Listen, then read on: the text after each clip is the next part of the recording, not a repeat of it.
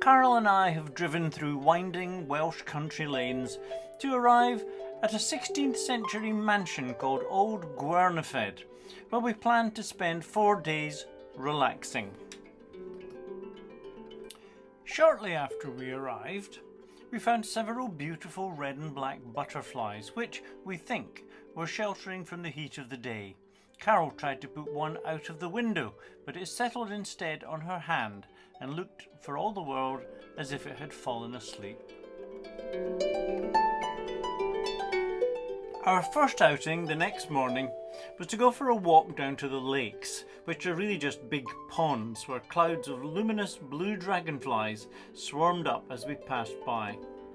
One pond is fringed with huge bulrushes and a rickety wooden footbridge connecting through to another pond hidden by encircling trees, where a solitary swan patrols in isolated splendour.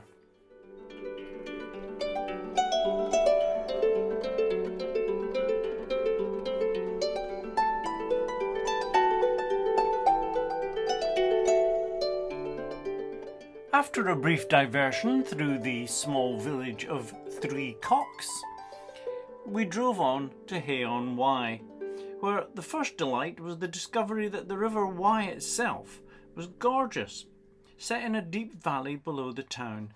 We stood on the bridge and watched canoeists passing beneath us.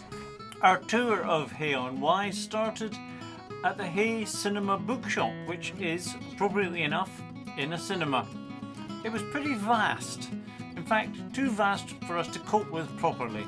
It does have toilets and coffee machines and is very well designed to cope with all-day serious browsers. We returned to Old Gwernyfed for our evening meal, but the event of the night was the appearance of a bat, which made several rapid and elegant swoops around the dining room before disappearing off down the hall. Most of the next day, the Monday, was spent at the Royal Welsh Agricultural Show at both Wells. The atmosphere of the show was exactly like a village fete, but on a gigantic scale. The showground covers several acres and it all seems splendidly amateurish. There is, for example, a robot in the electricity board tent, but as far as we could tell, it does nothing at all. Despite that minor disappointment, the day was lovely. We saw all kinds of beautiful horses, lovely bulls, sheep, goats, a horse and cart parade, sheepdog trial, and men dressed up as babies.